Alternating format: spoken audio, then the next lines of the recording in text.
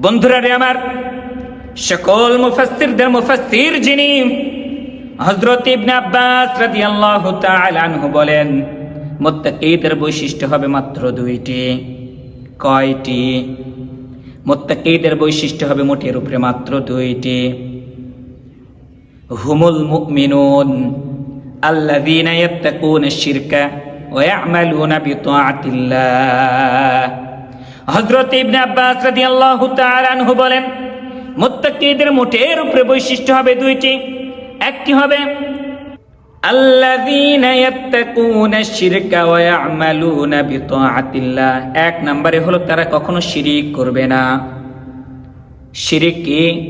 আজকে আমরা অহরহ মানুষ শিরিক করি, ছোট ছোট বাচ্চাদের কপালে টিপ দিয়ে দেই আর বলি এটি তোমাকে নজর থেকে বাঁচাবে, দুষ্ট নজর থেকে তোমাকে বাঁচাবে। এই কথাটা বলাও কিন্তু শিরিক। আমরা কথায় কথায় বলে থাকি আল্লাহও লাগে হিল্লাও লাগে, এই কথাটা পর্যন্ত বলা শিরিক। আরো অনেকগুলো কাজ রয়েছে।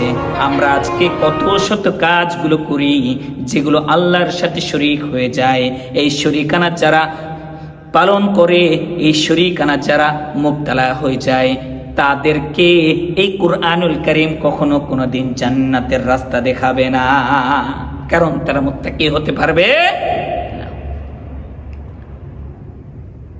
ওয়া ইয়া'মালুনা বিতাআতিল্লাহ। মুত্তাকিদের দ্বিতীয় নম্বর বৈশিষ্ট্য তাহলে কি হবে?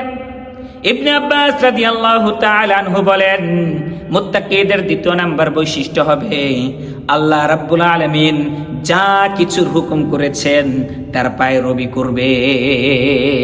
এটি হলো মুত্তাকিদের দ্বিতীয় নম্বর বৈশিষ্ট্য।